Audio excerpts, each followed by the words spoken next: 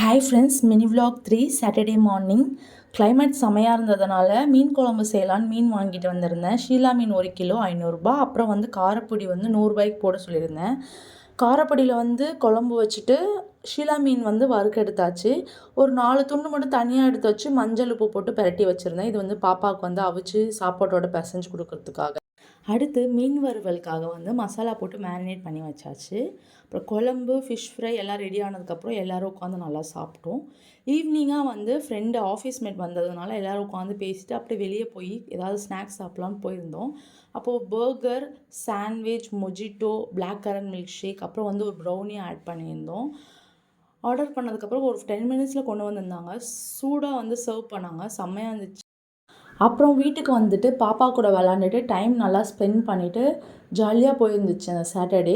உங்களுக்கு எப்படி இந்த சாட்டர்டே இருந்துச்சுன்னு கமெண்ட் பண்ணுங்கள். பாய்.